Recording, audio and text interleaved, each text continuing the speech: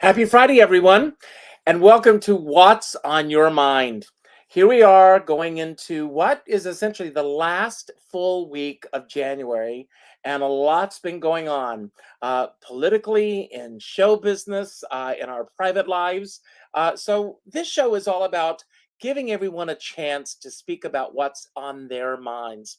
And I'm very excited because I have hopefully five very good friends waiting in the wings. I say five because one hasn't logged on yet, but I'm hopeful that he will make it here. But today I'm going to bring each one on individually to talk about whatever is on their mind. No judgments here. This is a judgment free zone. And hopefully we can put a positive spin on everything.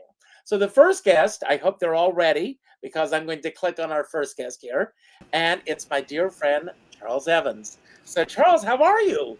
I'm great, Richard. Thank you for inviting me to be here today. So I want to start, like I do with all of these shows, by asking what's on your mind today. Well, I think as you mentioned in your intro, it's been a very overwhelming week in a lot of ways. And uh, one part of me is thinking how much I want to notice about what's going on in the world. And part of me wants to shut off what's going on in the world. So I'm kind of looking at how do I, how do I adapt to a new 2025?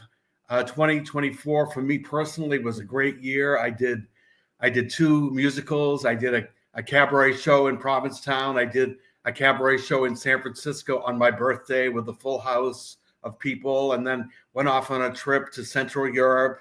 And then I was in Central Europe when the election happened, and it really just brought things to a kind of a standstill for me for a while, and I felt very down and depressed and nervous and scared for a while. And now I'm trying to address the new year with a little bit different attitude. And this week I watched that bishop in Washington D.C. and what she had to say in the prayer meeting with the new president watching. And she has a new book, evidently came out in the last month or so, called "How We Learn to Be Brave."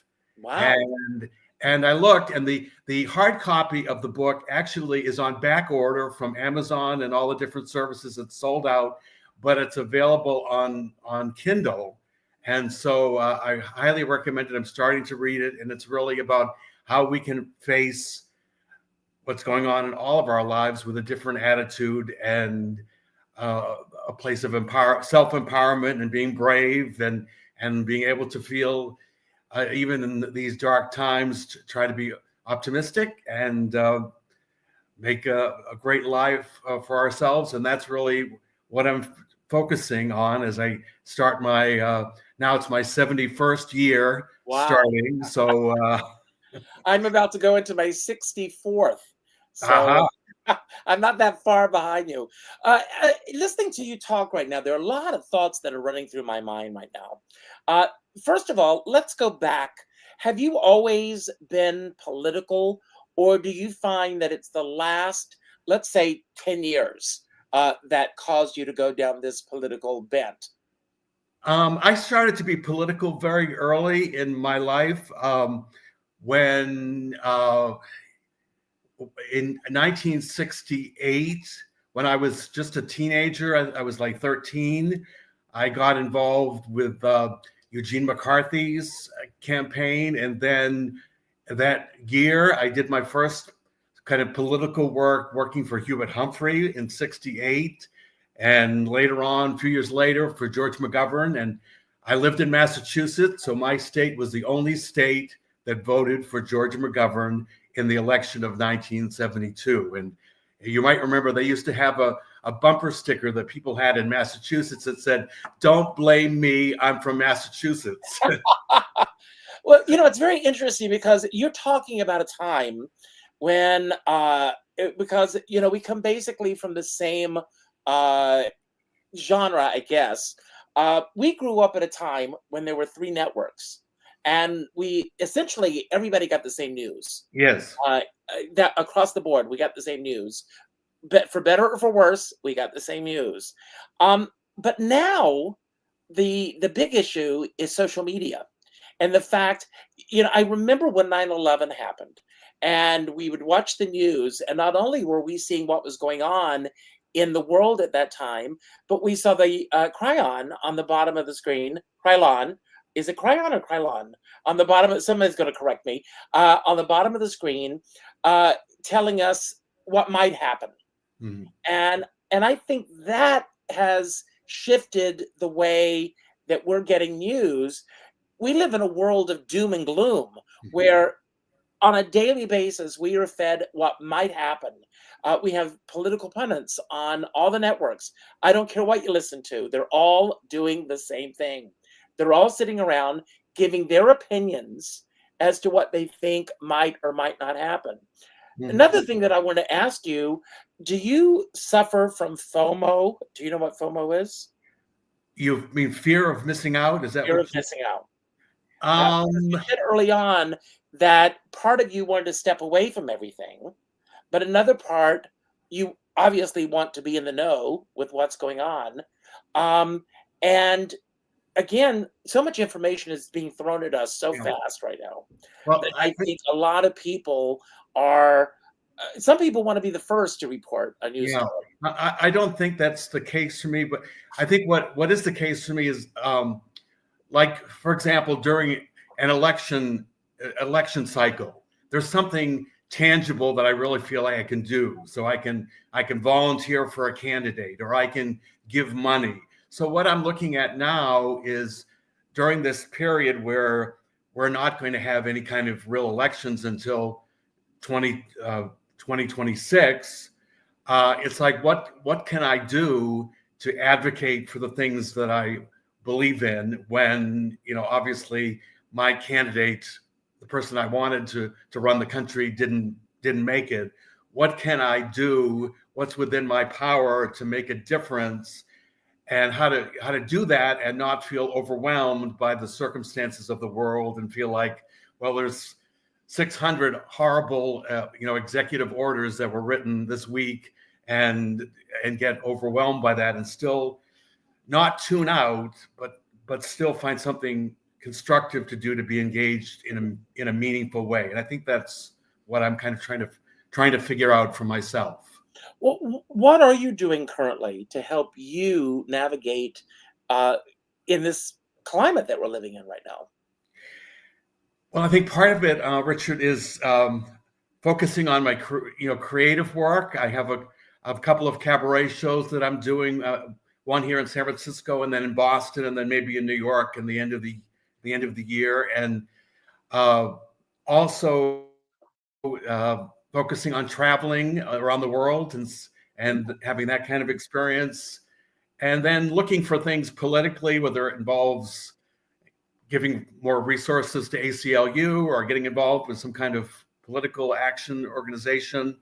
Uh, just kind of channeling that energy in some way. And I think kind of tuning out, like you were mentioning, those voices of gloom and doom, tuning those out, because I don't want to believe that our country is over, our democracy is through. I don't want to believe those things. I think that there are still things that we can do to make sure that that doesn't happen, and that's kind of where I'm coming from. Good for you. Well, we're going to bring on our next guest. Actually, you're going to help me bring on our next guest. So, Okay. pull a number 1 through 3. I hope they're all ready, because no one knows who, and I don't even know who's coming up next. It's up to you. 1, 2, 3. Okay. I will choose number 2. And this is a new friend of mine, David McMillan, who I've met through social media. So it does have its pluses. David also has an incredible podcast and a blog called Gay Grit. And I have the distinction of being his first guest. So I'm very happy about that. But I want to ask you, David, what's on your mind? It can be to build upon what Charles has been talking about, or you can take us in a completely different direction. You're in the driver's seat right now. I'm all ready for you. Good. Well, I do want to say I was so thankful that you actually stepped up to volunteer to be on my show when I didn't really technically feel like I had a show. Richard had been on my newsletter, and I reached out to him to thank him for being on my newsletter. And then we got to chatting, and he said, well, I'd love to be on your show sometime. And I was like, oh, sure. And I'm like, oh, I don't really have one. Technically, you will be my first guest. Are you sure about that? And then he totally went for it. And we recorded it in September. And I didn't publish it until 2 months later because I had things going on. And I was so afraid. And I didn't want to share it with anybody. And Richard's like, I have Richard's voice in my head the whole time. I mean, Richard is so good about mentoring and positivity and all those things. And I swear, he's like, you got to share it on your socials. You got to do this. You got to do that. And I feel like I had this voice in my head. And now I feel, Richard, that I'm starting to channel you. And I feel very, very happy about that. I hope that's a good thing. I hope that's a good thing. But he really helped me break the ice. And I'm super thankful for him. But what's on my mind, I did spend some time thinking on the theme, and I was a little concerned because a Global Belly Laughter Day, I didn't know what to do with that. I wrote up this bio, and I felt like the bio was very serious because of, what I do, and we can get into that a little bit later. But I thought, well, maybe I need to switch gears and think about this. So do I really laugh a lot? I have a little bit of smart assery in my genes. So I started to think of like, when do I globally blow global? I can't even talk right now. Global Belly Laughter Day. Okay. And when do I laugh? And so I was thinking, I have to tell you something. When I was little, my parents, don't ask me why they took me to this movie. It's not the kind of movie you take like an 8 or 9-year-old, but it was Paper Moon, and it was in the theater. And the only thing I remember about Paper Moon was a part we were right in the middle of the theater, and it was packed. The only thing I remember about Paper Moon is there was a scene, and I think it's Madeline Kahn. It's Madeline Kahn, right? Mm-hmm. They're pulled off to the side of the road, and she's like running up after, I think, the little girl. Is that Tatum? Tatum O'Neal. She's running after her, and she falls. She says, "Son of a bitch!" And I'm like, something about that in my little mind thought that was funny. And all I could do was laugh. And I laughed and laughed and laughed. And my parents were like, David, you got to be quiet. They almost had to pull me out of the movie theater because it went on for minutes, a really long time. Something about that was so funny. Now, that's not the first time that happened. Roll back, way back, I think whenever that movie Kill Bill came out, Quentin Tarantino. And I had never seen a Quentin Tarantino film ever. But my friend brought me to it in another packed movie theater. It was so packed, every seat was taken, and we were up in the very far corner. And there was a scene in the movie where Uma Thurman she's always, all these people are trying to get at her because they have a hit on her. And she's in this mall, I think, and all these assassins, these ninja assassins are after her. And she's like a master swordswoman, and she's like slicing and dicing and all this stuff. And it was so over the top and so outrageous. And everyone, I don't really like British humor that too much. I'm so sorry for anybody who does. But Monty Python, I guess, is like when you get cut off and the blood just goes all over like a waterfall. That's kind of how this blood was flowing. And something about it was so funny to me because it was so ridiculous. I started laughing again. And it was like not a scene where anybody else was laughing. Theater was packed. It was one of those big IMAX type theaters. And I was laughing. I had tears coming down. And that went on for a long time. And my friend was like, David, you got to be quiet. And I can't stop laughing because it's so ridiculous.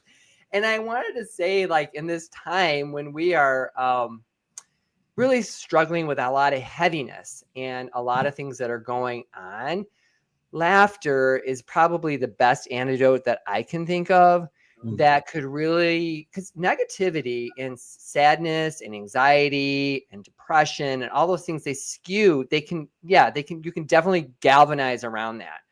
But laughter takes you in a different direction. That's a positive, hopeful direction, and does something to you where you're like, you feel like you did 1,000 sit-ups and you've run a marathon because you're breathing, you've got a side ache, and it's like you feel so good, like you've had exercise.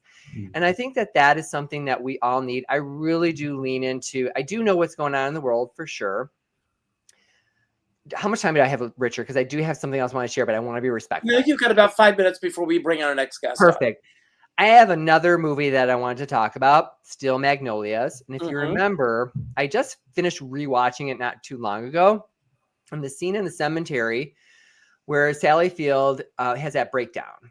And she's just all of a sudden, it just like breaks. And then Olympia Dukakis says, "Punch Weezer." And it was like she puts her right in front. And I just laughed again because it's like, when she kept doing it, Shirley MacLaine is like, "Oh no," and she was all upset. And I feel like that like jarring kind of thing, that kind of laughter that kind of takes you out of where you are. It like everyone can relieve themselves. And I feel like laughter just like releases all of that tension. Everyone is so serious and so wound up. And what we really need is a sound mind where we can just really think like, I guess rationally, because our emotions are already getting hijacked, by everything that's being pulled and pulling at us. That to have something we can just kind of release, whether it's a funny movie, where it's laughing with a friend, where it's not taking things so seriously, that can really be so really wonderful. So that's kind of what's on my mind at this moment. That's wonderful. And thank you for taking us down that path, because I mean, it really fits into with today's theme. But I had a moment, I went to see Boo, a Medea Halloween. And there was just a moment in the film that I started laughing so much that I thought I was going to pass out. I've never laughed so. But the flip side of this, my favorite movie of all time was on last night on Turner Classic Movies, and it was on at 1:30 in the morning, and I just happened to be. I was awake. I was channel surfing, and it was just starting.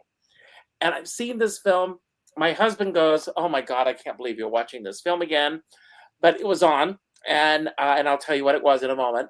But I started watching this film, and this film hits me on so many levels every time, and that's Guess Who's Coming to Dinner. Oh, that's And great. but it makes me cry. I have one of those ugly cries, and I'm lying on my sofa, last night alone, just crying my eyes out, because there's so many layers to this Mhm. film. Yeah. I know it's Spencer Tracy's last film. These are his last moments. And then you see this love affair that's going on between him and Katharine Hepburn. And you see the look in her eyes Mhm. when they're doing the scene. Remy Kay said that she watched it again last night too. So I know Remy, by the way, is Charles's mom, but we were sitting there, we were watching at the same time. And I went to bed and I slept better last night than I think I've slept in a long time, just from having this cathartic cry that allowed me to go there. Mhm. And we need that. Do you find that you are leaning towards finding an outlet in film and television in today's political climate, or are you very much obsessed with the news, as a lot of people are right now? Was that a question for me? Yes. That's a very interesting question, and never one's ever asked that question of me. I don't lean toward political for sure. You ask my friends. Like I am pretty much you know, they just know that about me, but I do care and I do follow things and I study and I analyze the news all the time.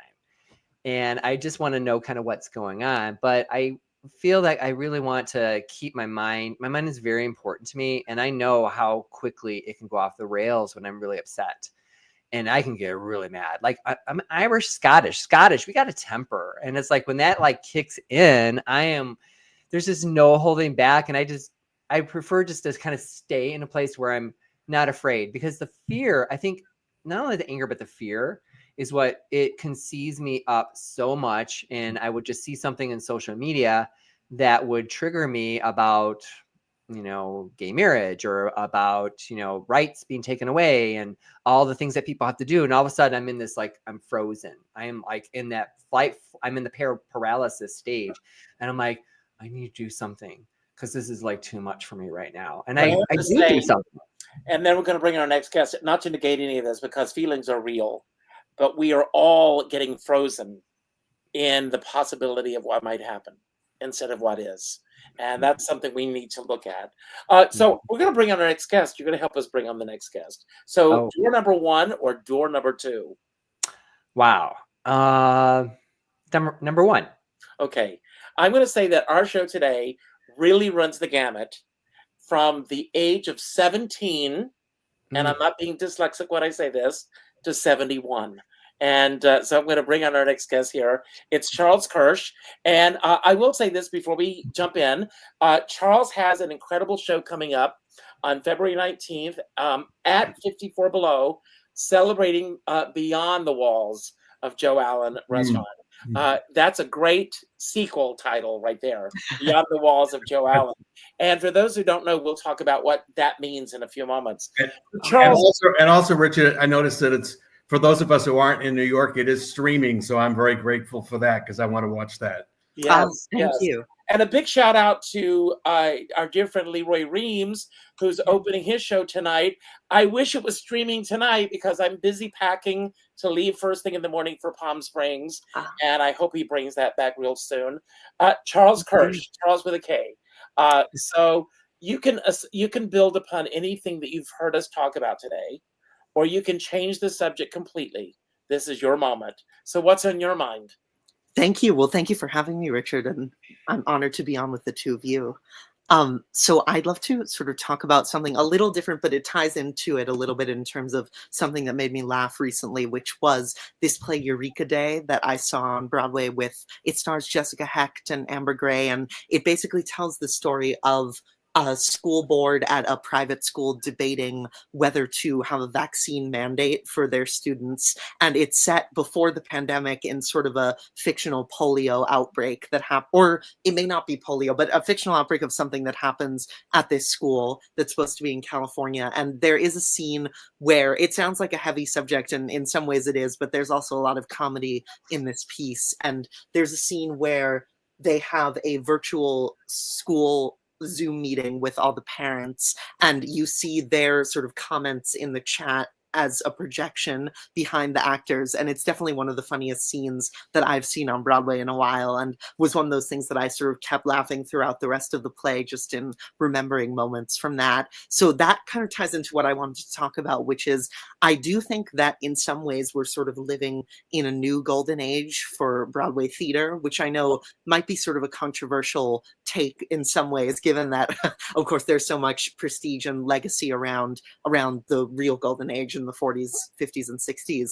But I think the way you can see it, or the way that I feel like I see it, is that the work that's becoming the most successful, not just the most artistically, but also the most financially, are not always the things that are sort of designed to make money. The biggest hits are Oh Mary, I would say right now, Stereophonic, and maybe Happy Ending. And none of those, well, with the exception of maybe Happy Ending, they don't really have huge stars or names or known properties attached. And yet they've managed to find an audience because of how good they are and how well done they are. So I think that in an age where that can sort of become the most important thing, I think it's ready to be called and sort of take on the role of a new golden age.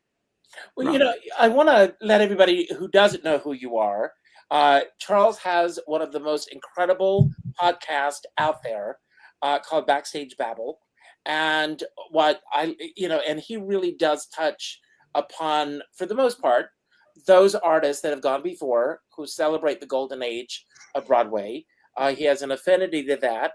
But, you know, Charles Evans and myself especially, I'm not going to put David in this category because he doesn't live in New York, but Charles and I come from that, being in the business that we're in, where we, I think, Charles, correct me if I'm wrong about you, but are driven or pulled into what was that golden age of Broadway.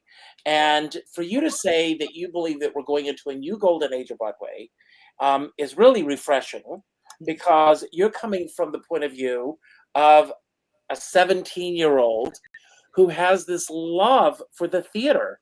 I don't know if I've ever asked you this, but what is it about the theater that fascinates you so much that you devote a huge portion of your life to celebrating it? That's a great question. I don't know. It's so hard to sort of put into words because it's so many things about the experience. But I think there's just, I mean, first of all, there's just sort of the pure sort of emotional thrill that comes from sitting in a darkened theater, no matter where or when or what type of show you're about to see. But I also think that especially now as I get to see, I'm a voter for the Drama Desk Awards, so I get to see a lot of Broadway and off-Broadway theater. And I think that has actually increased my enjoyment. Some people say maybe if you there's a thing as like seeing too much, but I've found that seeing a lot, like 2 or 3 times a week, seeing shows has really improved my enjoyment and the way I'm able to look at things because I now can go in with this sort of sense of perspective of what else is happening in New York at the same time and who are these people that are working on this show and what have they done before and how is this different. So I think the sort of analytical aspect of looking at all the different elements that go into making a show and how certain people in New York theater sort of rise to prominence and have their work discovered and praised is very interesting to me as well. Well, you're still in school. You do the podcast, and you've got a life beyond the theater as well. Um, how do you pace it all out? I know obviously if you are a drama desk voter or for those that are Tony voters, a lot's happening uh, when especially when there are deadlines. If something's closing or something like that, you obviously have to get in to see the show. So how do you personally pace everything? And are there moments where it gets overwhelming for you? Yeah, I would say definitely there are. I mean, I think with this specifically in terms of seeing shows, these few months are a little bit lighter than most other months because not a lot is opening in the winter. But definitely in terms of like last April, I was seeing like 4 or 5 shows a week as everything was opening. I think a lot of it is sort of the fact that I consider things I do that are theater related, like the podcast, like the drama desk, like anything I do at 54 Below, to be sort of the fun things that I get to do. So those don't feel like another kind of work. It feels like sort of that is the break from the work I have to do at school and and all of that. So I think that sort of just having that kind of perspective on it, I think makes it easier to separate into categories and kind of balance. Well, before we bring on our next guest, let's talk a little bit about, for those who don't know, the walls at Joe Allen's. All of the shows that are on the walls there are well-known flop musicals. They've had to have reached a certain level of, uh, forgive the word I'm about to use, floppiness. Uh, It's true. It's true. so, but so with the people that you bring together to celebrate these musicals, obviously some of these artists were in those musicals themselves. So Yeah. they've got stories to tell. How did they find the humor in the fact that they were in every artist wants a show to be a success, to be a hit, and to hopefully not end up on the walls at Joe Allen's. So how do you find, is there a theme that runs through all of the artists that where they find the humor in being able to find the fortitude to get through these dark times in their lives? Yeah, I mean, it's an interesting question and definitely one that comes up when you're doing a show like this that's sort of themed around underappreciated musicals. And I mean, there are definitely some artists who don't want to participate in something like this because they don't feel comfortable talking about or sort of, I mean, I don't think it's necessary to be able to sort of laugh at it, but in a certain way to be able to acknowledge that it maybe wasn't as successful is necessary for doing something like this. And some people can't, but I think it's a testament to sort of security that these particular artists have and the legacies that they have, that they realize that these shows are not what anyone will define them by. So sort of there's no harm in going back and taking a second look at them. And I mean, some of these people, like of course Len Cariou, is, they have so many hits. He has Sweeney Todd. They have so many iconic roles in shows that did go on to great success that I think they can acknowledge that sometimes that doesn't happen for whatever reason, and can be willing to be open and honest about why that didn't happen and also have a sense of humor about it. You know, I was watching an interview the other day with Carol Lawrence, and Carol Lawrence says that to this day, people still come up to her and tell her that they were at the opening night of West Side Story. Hmm. And she said if that many people had seen the show, it would have taken an arena to do this. And it's the same thing with these flop musicals. Everybody has seen them, It's and true. they It's would true. still be running or something.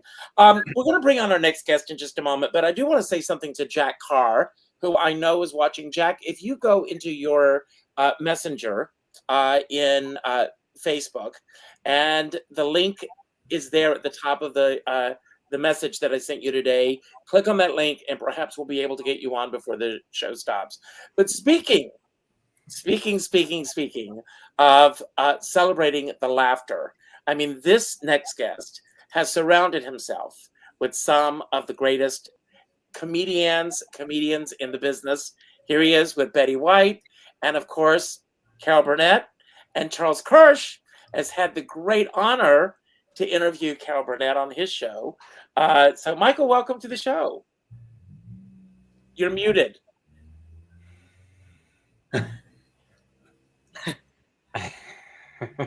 No, that's funny. No, no, you are muted. No, you're muted again. You're muted now. Still muted. Unmute yourself. This is not working. There's no sound. Do you want to close out and go back to the other computer? Come back. So, while we're waiting for hopefully both of them to get on today's show, Michael, close out of this one before you log on to the other. Thanks. So I'm going to ask, I do these round table questions, and I'll talk with you, Charles, and perhaps Charles Evans, perhaps you've already touched upon this. But what is the thing that frightens you the most about where we are in today's world of either the political climate or the social media climate that we're currently in? I think there's two things that come to mind, Richard, immediately. One is certainly most of the world is out of my control, but certainly the feeling of things being out of control. And then also feeling, I've often felt, even when there was somebody in power that I didn't agree with politically, I felt that there was a level of judgment or competency or wisdom that would come into play when any decisions got made, so that there was some sort of rationality that was taking care of our nation's business. And that's the thing I'm most fearful of, is that I think that there's like the extremism of so much that's going on, and to me the lack of thinking, and the lack of wisdom, and the lack of moral character in some of our leadership now really makes me afraid. Because even before, even if there were people I didn't agree with politically, I felt like at bottom there was some kind of level of wisdom or judgment that would keep us out of danger. And that, I think, that would be my biggest fear. Okay. I'm going to see if Michael? Hello? We can hear you. Perfect. Oh my gosh. You know what? I'm using a computer that is not normally my computer. So I apologize. And I love listening to all of you. And Charles, you're 17. When I was 17, I think you and I had the same life. But I was in California doing, like, going to TV shows and all that, and learning, like going to TV shows week after week and going backstage, because that was before 9/11. And, I got to meet all these celebrities and all that stuff. And it sounds like you and I have sort of the same life now. So maybe in 40 years from now, you could be bald like me. Wouldn't that be fun? And I go to New York like once a year for like a week, and I see a lot of Broadway shows. And every night I'm at Joe Allen's. I love Joe Allen's. And I think I ran into Richard one time or With two Carol times at what? I was with Carol Cook when you came. That's right. I remember that. I love Joe Allen's. I feel like I'm royalty at Joe Allen's. I'm treated really well.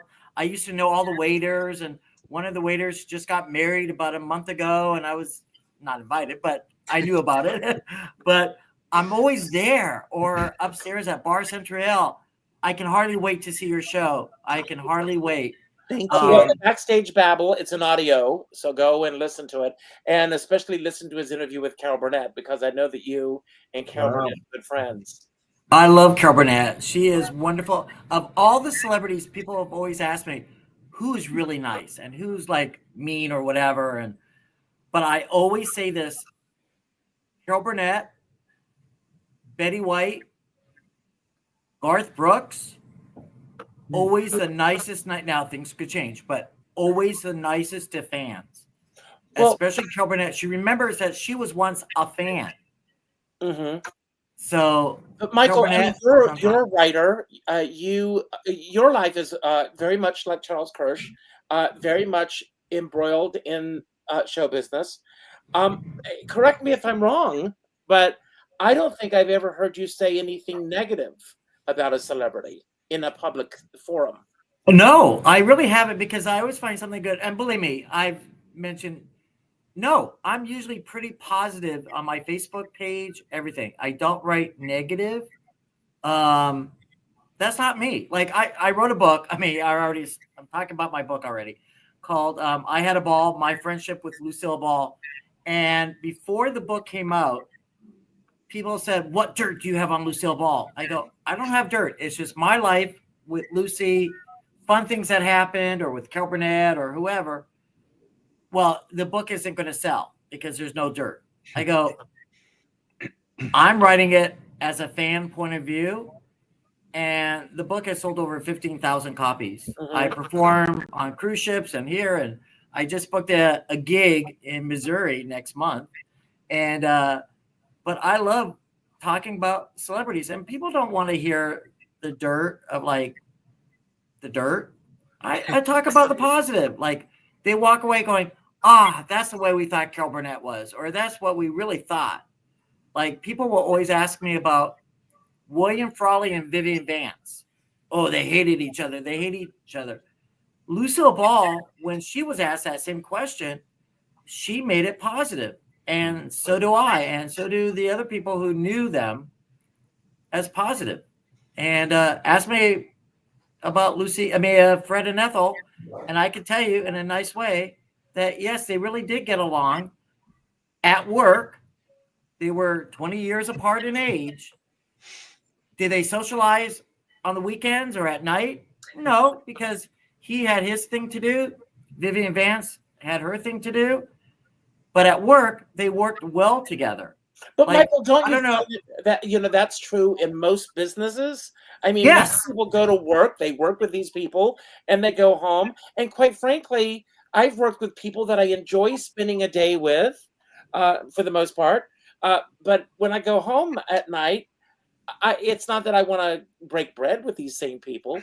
That's right. And we have this glamorized way of looking at sitcoms and movies and things. Some people, their personalities don't gel.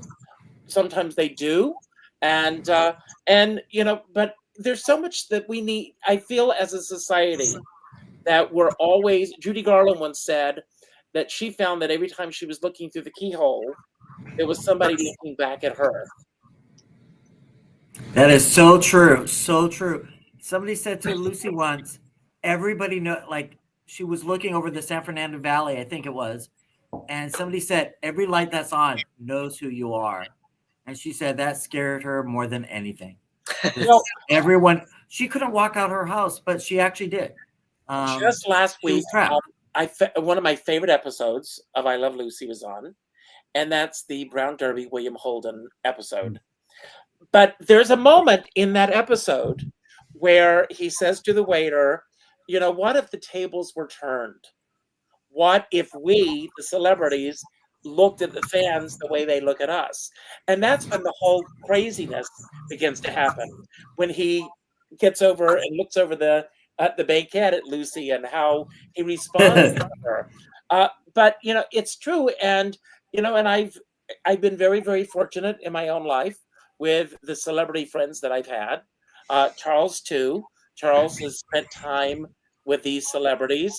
But you know, Charles and I were recently at an event, and I'm not going to mention any names, but one of the people that was at our table, who is now 97 years old, and Charles and I love her dearly.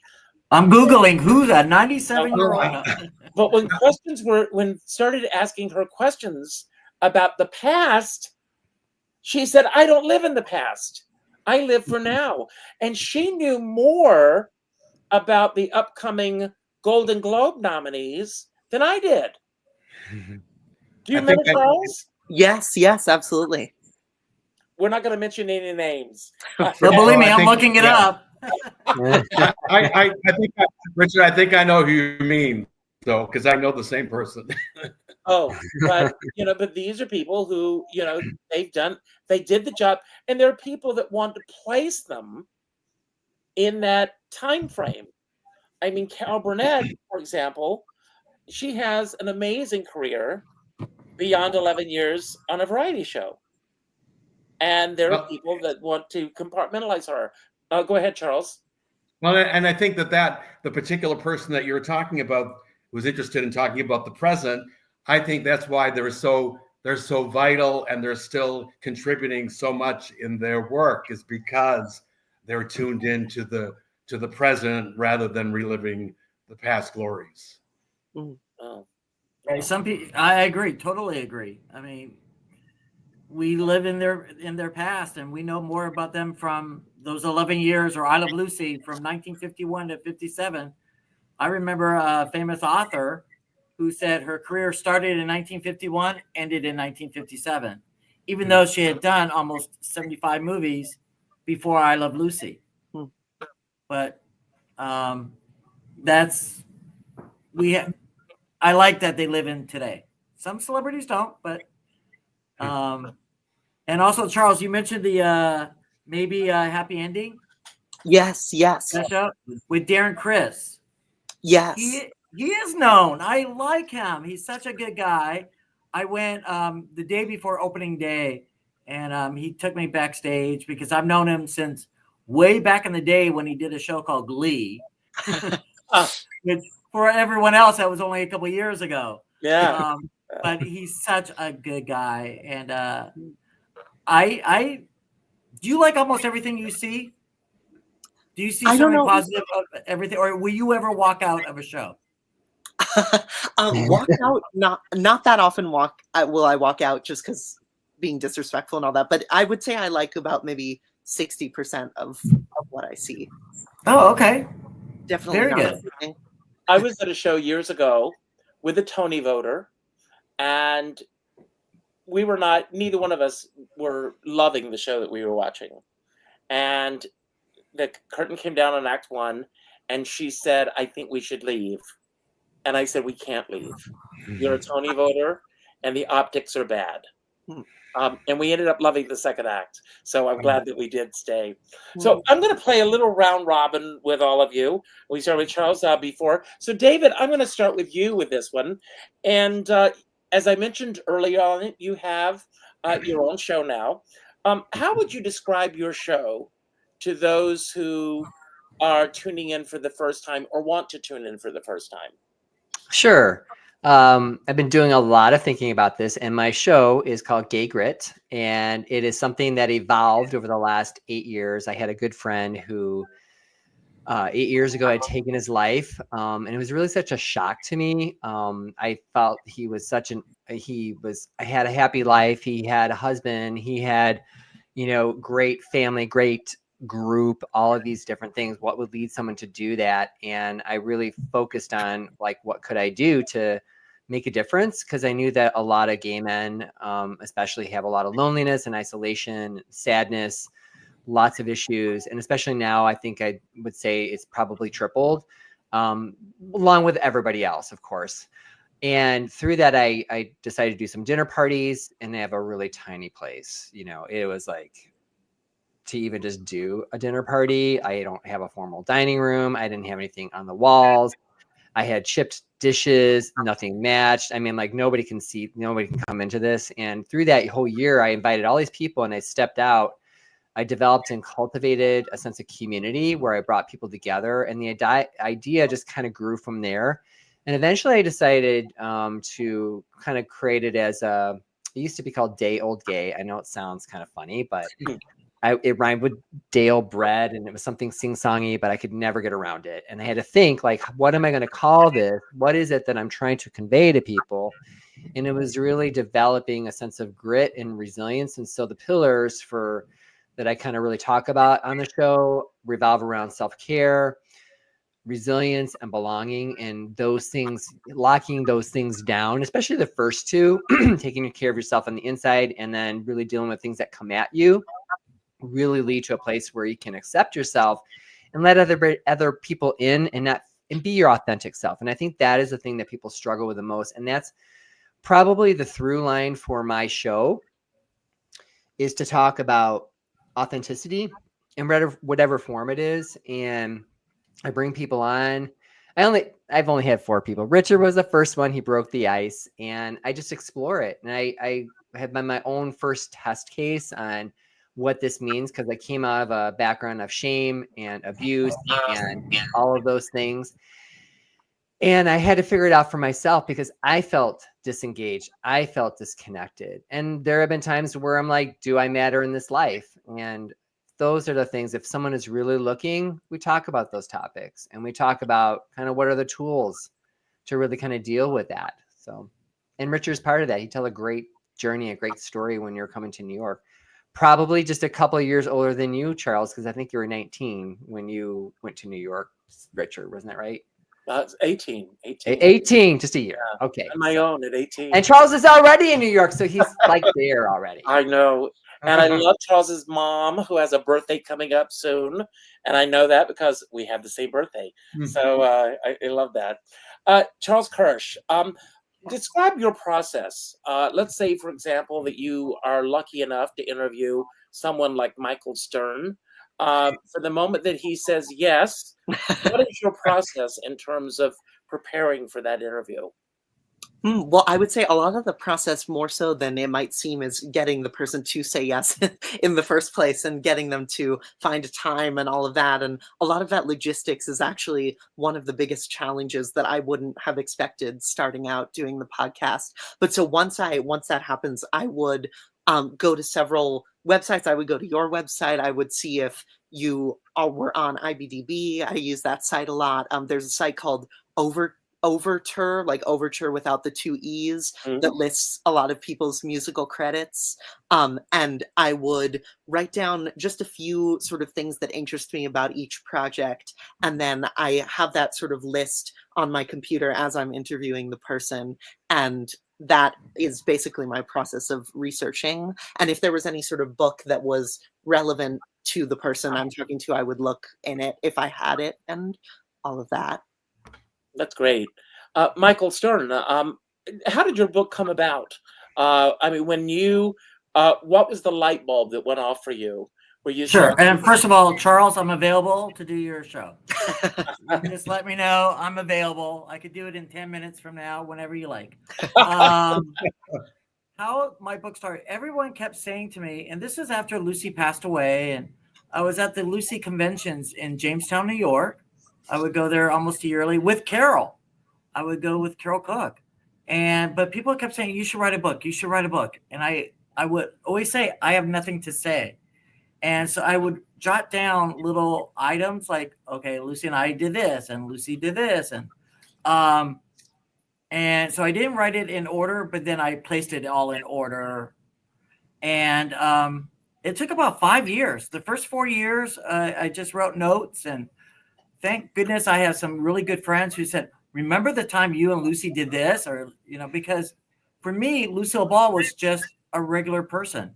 Yes, she was a big star, but I got to know her as Lucille Ball, the person, and not Lucille Ball, the actress. Yes, I got to go to the Academy Awards with her. I got to do this. I got to do that. But for the most part, I knew her as we played backgammon all the time. And we crossed the door of like, she was just a regular person. And we would talk about other celebrities or this or that, but we never talked about her past like I Love Lucy, or I always knew the difference between Lucille Ball, the actress, and Lucille Ball, the person. That even at like age 12 and 13, and I'm not in a family of celebrities, but I always knew the difference. I always knew the difference. And I think that's one reason she started to like me, is because I wasn't going like, what was it like being, you know, with the chocolate factory or whatever. We talked about what was in the news today. She was so up on it.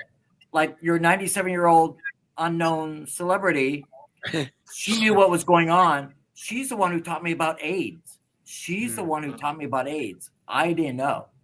And it was at that time. But so I wrote all my stories, and then it took about a year to really publish the book, and we got it out for her 100th birthday. And thanks to Carol Cook, she helped me on it. Betty White, Carol Burnett. I mean, they gave it little stories or whatever, or they did introduction, especially Florence Henderson. Florence Henderson wrote the foreword 21 days before she passed away. Just 21 days. Wow. Could I ask Michael a question? Yeah. Because I was just wondering, because I just read a book that's become one of my favorites that sort of has Lucy in it in a fictionalized way, which is Up with the Sun. I don't know if you know of this book. It has Carol I Cook. don't. Yes. Oh. Yeah. It's a fictionalized account of Carol Cook, isn't it? Yeah, I mean, Carol Cook appears in it. It's really about this actor, Dick Coleman, who was part of Lucy's Desilu program, and where they had Right. actors. And it tells the story of his life going from then up until his death. And it's told through the eyes of his friend. And it features Lucy and Carol Cook as characters, along with some other celebrities. And it's a great novel. It's a great sort of authentic look into the theater world. And Wow, I will look into it. The one thing that my book is also authorized by Lucy Arnaz and Desi Arnaz Jr. It's the only book authorized by the two of them, because it's my story about Lucy. There's a lot of books. There's probably about 50 books about Lucy right now that will say what Lucy was thinking. Well, no one knows what anybody else is thinking. Nobody. And a lot of those stories. Well, my manicurist next door neighbor's mother's, manicurist said Lucy was nasty, or Lucy did this. It's like, but you don't know what she was thinking. These are stories that Lucille Ball told me, or I was with Lucy, my stories. So that's why it's just a nice book. It is a great book. It's on my shelf. I love the book. So, and I loved you. I think I told you this one night again. I'm a late night television watcher, and there I am flipping the channels, and there you are on concentration. So, but I'm a rerun. I'm a rerun. You're on. You popped up, and I was rooting for you. But I've lost every time to Evelyn. Every Yeah. single time that show's on, I lose to Evelyn. So I'm very upset. We're going to run out in a few moments, but I want to thank you all for being here. I wanted to let everybody know I will not be doing this next Friday, because I will be appearing at the Revolution Stage Company in Palm Springs. So if any of you have friends watching the show in Palm Springs, please, please, please come see the show. I'm going to give each of you a chance to have your final word, and I want you to think about what I'm about to ask you. I'm going to ask you before I give my final word. Think about a book that you've read recently, since we've talked about books today, that have made a big impact on your life, and why. In my church, I've been asked to lead a book group. And the book that I know this is going to be backwards, but it's called The Lethem Theory. And yes, and it's by Mel Robbins, and I highly recommend this book. I'm loving the book. She also wrote a book called The 5-Second Rule. The 5-Second Rule is that a lot of us think about what we are going to do, or how we're going to make that happen, or whatever. And she said that she was watching an interview one night, and they were showing a rocket lifting off. And the rocket went 5, 4, 3, 2, 1, blast off. And she says, what if I took this method and started incorporating this into my life? She's, I used to be the person who would hit the snooze button every morning over and over and over again. But the next morning, I decided instead of hitting that snooze button, I'm going to go 5, 4, 3, 2, 1, blast off and jump out of bed and not even think about it. And a lot of times, I think we all get in our own way because we're thinking about what the outcome might or might not be. Sound familiar, Charles Evans? It's where we are in this world right now, where we are caught up in this idea of what might or might not be. The bottom line is focus on the things that you want to achieve in life and go after them. I end all my shows by telling everyone the same thing. Go out and do something nice for somebody else without expecting anything in return. After today's show, Charles, David, Charles Kirsch, Michael Stern, I would like all of you and everybody watching, I'd like you all to do this. Go to your Facebook friends list, and the second name that pops up, reach out with a phone call. Not an email message, not a text message, not a private inbox message, but a phone call. And let that person know the impact that they've made on your life. And by doing so, you're going to make an impact on their life. I have a dear friend, Sean Moniger, and he always says we're all in the same storm, but we're in different size boats. And I always say, I don't care what size boat you're on, as long as you have a skipper by your side. And with that, I'm going to leave the screen. I'm going to turn it over to you, David McMillan. And when you finish, you'll pick the next person and so on and so on. And the last person standing, when you say goodbye, I'll end the show so you don't have to worry about how this is going to end. So thank you all for tuning in today. And I will be back on this platform on the 7th with a show. And hopefully Jack Carr will be joining us on that show if he's available. So David, I'm turning it over to you. Thank you. Thank you, Richard. So yeah, my book, well, Richard actually kind of stole it because I actually started listening to the audio of the Let Them Theory. So I haven't finished it yet, but I would highly recommend listening to it because Mel Robbins, when she narrates it, is so funny. Like she describes every kind of situation that would get you going crazy. You know, the slow walker in front of you, the people who take up all the sidewalk you want to get past, you know, the people who let their dog poop and never pick it up, all those kinds of things, just kind of getting control over it. And I totally highly recommend that. The second book, since that was kind of taken, is Can't Hurt Me by David Goggins, which I think is a phenomenal. It's about a Navy SEAL who went through so much in life, was abused, was physically abused, went through total poverty, had to run away from his dad with his mom, and just really made it through life, and is such a great inspiration for me. And I've been recommending it a lot to people. So I will now pass it on over to Michael. Wow. I'm going to be shot because I don't read books, and it's horrible. I'm not a book reader. I'm not a good reader. I never have been. But I listened to my very first audio book in the last 30 days, and I have earbuds for the first time in my life.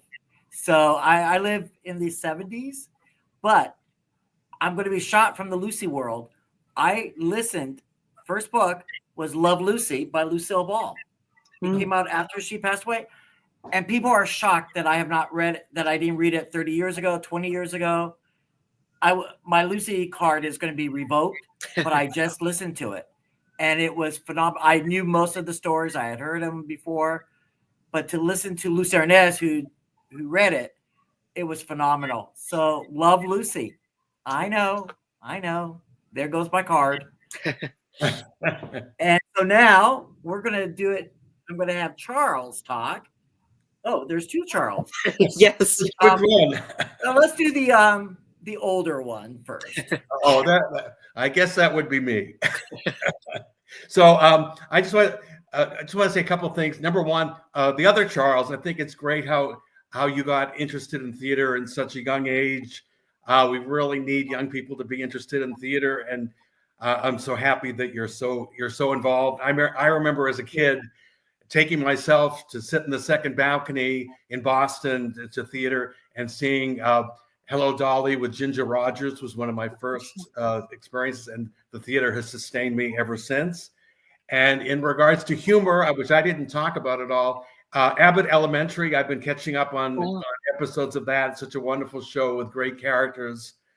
And then in terms of Richard's final question about reading, I've intrigued with a book that I just learned about. It was the woman, the bishop in Washington, D.C., who just spoke at the prayer service with the president the other day. And she has a book. Her name is Marianne Edgar Budd, I guess is the last name, called How We Learn to Be Brave. And I think that that's something that's really important and valuable to be thinking about in these challenging times. And I just wanted to read one sentence from her preface. She says, "I am convinced that we all have the capacity to live within a narrative of great adventure, no matter our life circumstances. The courage to be brave when it matters most requires a lifetime of small decisions that set us on a path of self-awareness, attentiveness, and willingness to risk failure for what we believe is right." So I thought I'm really looking forward to reading this book because I think it has some great words of wisdom. And she showed a lot of wisdom and compassion in what she said the other day. And I'm looking forward to the learnings of that book. And thank you, Richard, for the opportunity to be here today. And it was great to meet everybody on the session today. And I'm going to pass it over to the younger Charles. Thank you. Thank you. Well, so in terms of favorite books, I think I have to go back to Up with the Sun that I was talking about before.